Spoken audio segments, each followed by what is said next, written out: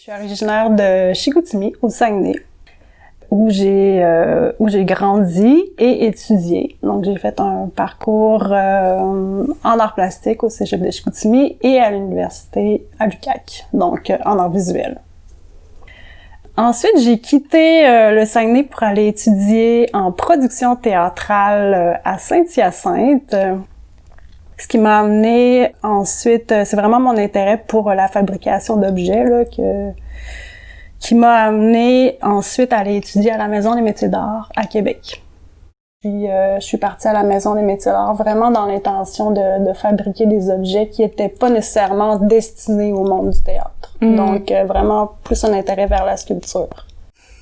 Ensuite, à la sortie de l'école de la Maison des métiers d'art, t'as vraiment eu une pratique plus axée justement sur la sculpture? Oui, pendant plusieurs années, là, je me suis concentrée à faire de la sculpture, principalement de la sculpture sur bois. J'ai vraiment développé pendant mes études un intérêt vraiment marqué pour cette technique-là. Puis ça m'a amené à faire de la production de sculpture sur bois. Ça m'a donné aussi la chance de participer à quelques événements à l'international, là, des symposiums, par exemple, de sculpture sur bois en France, en Suisse, en Italie. Donc, on parle de sculpture sur bois, on parle d'une pratique en dessin, en estampe également, mais tu touches à beaucoup de médiums, hein, Claude. La céramique aussi, la photographie, et puis tu croises les pratiques, tu les fais entrer en dialogue. Qu'est-ce qui te pousse à exploiter ces croisements-là entre les médiums? Je dirais que dans mes derniers projets, c'est beaucoup la recherche en atelier, le croisement de ces médiums-là, justement, qui génère souvent des pièces 3 dimensions qui m'emmènent à en faire par la suite des éléments 2D. Donc, c'est à partir d'expériences en atelier. Avec les objets? Encore cet amour de l'objet qui... Ouais, mais ils sont plus en amont.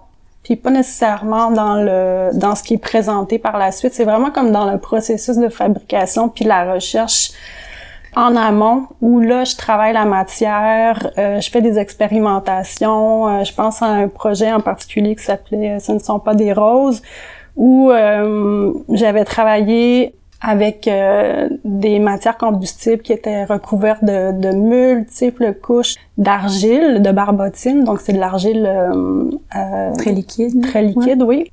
Puis ces objets-là, je les ai emmenés plus en nature, où je les ai fait brûler. Donc, il y avait toute cette trace de ces matières combustibles-là qui se retrouvaient à l'intérieur de ces délicates coquilles. Mm-hmm. Puis la documentation photo de ces objets-là sont devenus ma base pour faire toute une série de dessins par la suite. Nous ne contrôlons pas le soleil. C'est aussi une œuvre avec beaucoup d'étapes en amont, d'étapes qui touchent à différentes disciplines, à différents médiums aussi. Là. Ça commence avec des cyanotypes? Oui, ça commence avant les cyanotypes? Non, ça commence avec les cyanotypes. Ouais, c'est pas mal la première étape qui a été faite. Quand t'as fait, parce que les cyanotypes, tu les as réalisés, dans l'espace naturel, dans un processus de mobilité, de déplacement entre Québec et Lunenburg en Nouvelle-Écosse. Est-ce que, en faisant tes cyanotypes, tu savais qu'est-ce qui allait venir après, ou t'avais déjà une idée, ou? Pour ce projet-là en particulier, mon objectif, c'était vraiment de faire une sorte de récolte visuelle de ce que j'allais trouver sur le parcours, donc entre Québec et Lunenburg. C'était un parcours que j'ai réalisé avec un ami. Mm-hmm. Donc, on n'avait pas nécessairement de trajet fixe. On s'est arrêté à plusieurs endroits sur la route. Puis j'avais déjà préparé plusieurs feuilles avec le liquide photosensible dessus, donc qui étaient des cyanotypes qui étaient prêts à être utilisés.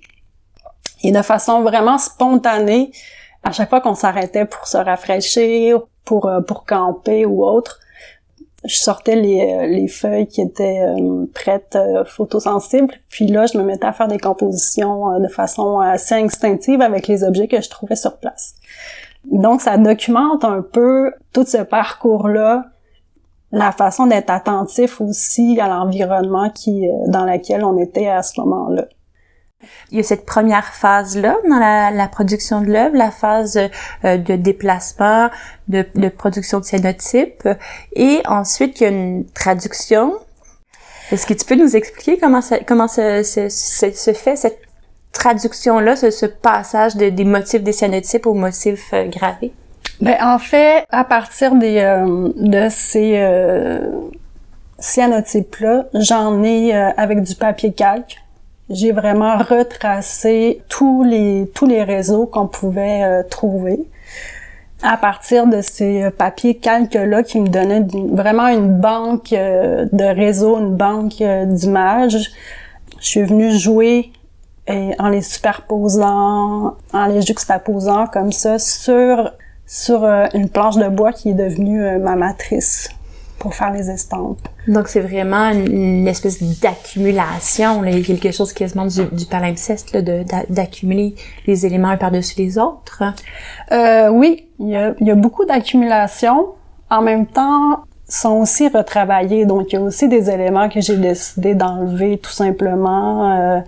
Une espèce de recherche d'équilibre, là, quelque part. L'idée de former une nouvelle forme aussi avec cette accumulation-là d'informations.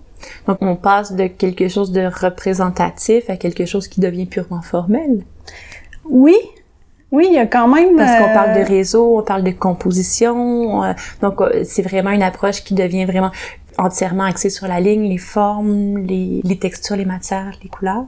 Oui, puis j'ai quand même beaucoup cette tendance-là à éliminer un peu le référent. Oui, vraiment, je m'en rends compte à éliminer cette information-là qui peut nous donner des indices sur ce que c'était au départ pour avoir vraiment comme plus une espèce de réseau de lignes qui s'interconnectent entre elles.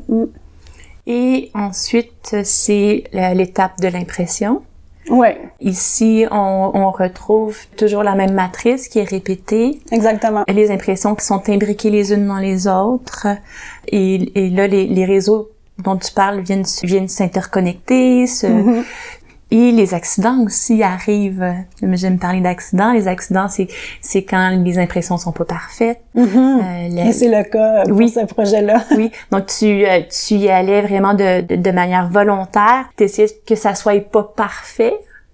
J'essayais pas que ça soit pas parfait. Je savais que ça allait pas être parfait, en fait, en le faisant. tu travaillais d'expérience. C'est que je le faisais tellement vite. Je mettais beaucoup d'encre sur ma matrice, puis donc je venais faire cette estampe-là plusieurs fois sur le papier sans nécessairement remettre de l'encre. Donc j'appuyais simplement avec ma main pour faire le transfert.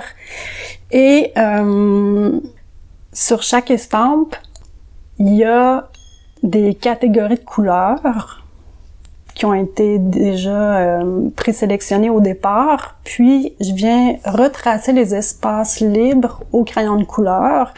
Cette installation que tu nous proposes en vitrine, Nous ne contrôlons pas le soleil, c'est la 3e fois que tu la présentes, Marie-Claude. Oui. Elle a été présentée d'abord à Val-d'Or avec le collectif On Étrive, ensuite dans une expo d'atelier avec tes collègues, tes colocataires d'atelier. Mm-hmm. Et puis là, c'est la 3e fois ici à Regard que tu la présentes. Et à chaque fois, le dispositif de présentation était très différent. Mm-hmm. Et c'est vraiment une installation de recherche, puis c'est une recherche qui est en cours puis qui continue à se poursuivre au travers de la façon dont c'est installé. Et dans la vitrine, le mode de présentation est encore différent, puis c'est vraiment en pensant spécifiquement à ce petit espace, comme une très très petite galerie, la galerie de la vitrine. Qu'est-ce qui t'a donné des idées par rapport à cet espace-là qui est l'espace de vitrine? Je crois que c'est le format de l'espace. Puis aussi l'aspect vitré qui donne sur la rue, donc la façon dont les gens vont regarder la pièce est un peu dictée par les vitres. Ouais.